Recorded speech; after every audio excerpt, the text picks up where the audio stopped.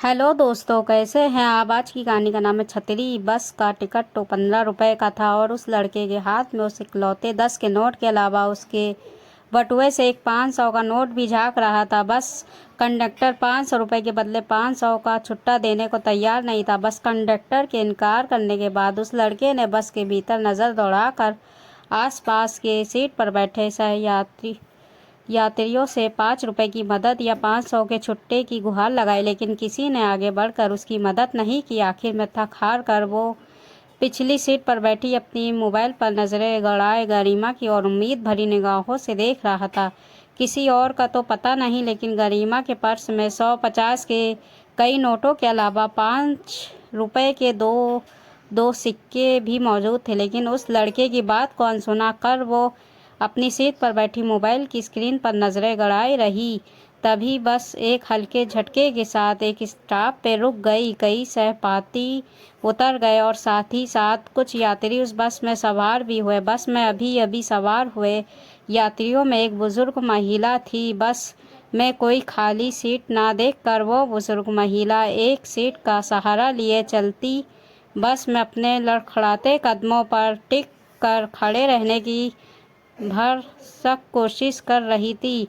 उस बुजुर्ग अम्मा पर नज़र पड़ते ही वो लड़का जो अभी अभी बस में मौजूद सहयात्रियों से 5 रुपए की मदद मांग रहा था, अपनी सीट छोड़कर उठ खड़ा हुआ। अम्मा, आप यहाँ बैठ जाइए। आसपास सीट पर बैठे अन्य सहयात्री उस लड़के की दरियादिली देखकर भी अनदेखा कर अपनी अपनी सीट पर जमे रहे।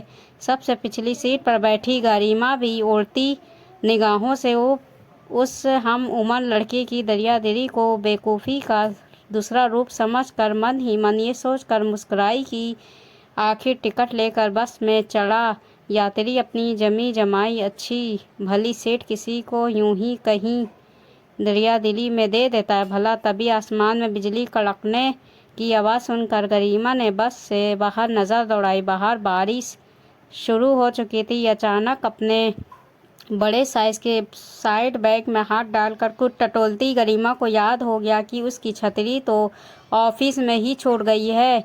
बाहर तेज बारिश शुरू हो गई थी और स्टॉप पर पहुंचकर बस रुक गई थी। हैरान परेशान गरिमा अपने दुपट्टे का आंचल ओढ़े तेजी से बस से उतरकर बस स्टॉप के सीट के नीचे आकर खुद को भीगने से बचाने का असफल प्रयास करने लगी। वहां उस सीट के नीचे पहले से ही मौजूद अपनी अपनी बस का इंतज़ार करते यात्रियों की भीड़ में पैर रखने भर की जगह नहीं थी।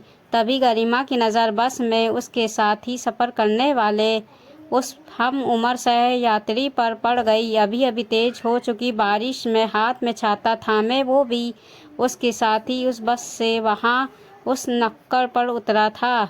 अचानक तेज बारिश और छतरी ऑफिस में ही छूट जाने के एहसास के साथ बस से उतर अपने दुपट्टे का आंचल ओढ़ उस बारिश की बूंदों से बचने का असफल प्रयास करता देखकर वो लड़का अपनी छतरी उसकी ओर बढ़ाते हुए अचानक बोल उठा, सिस्टर, आप हमारी छतरी में आ जाइए। गलत सही का विचार किए वो बदन को सारोवार करती बारिश से बचने के लिए उसकी छतरी के भीतर आ गई। वो दोनों उसी बस स्टॉप से हर रोज़ अपने अपने दफ्तर के लिए बस पकड़ते थे, लेकिन दोनों एक दूसरे के लिए बिल्कुल अजनबी थे। फिर भी उस हम उम्र लड़के ने बिना एक पल गवाए उस बारिश में भी अपनी छतरी उसे थमा कर कंधे पर लटके दफ्तर बैग में से एक पन्नी निकाल कर उसमें झटपट अपने मोबाइल को लपेट कर ये कहते हुए वो छतरी से निकल गया कि मुझे यहाँ कुछ ज़रूरी काम है,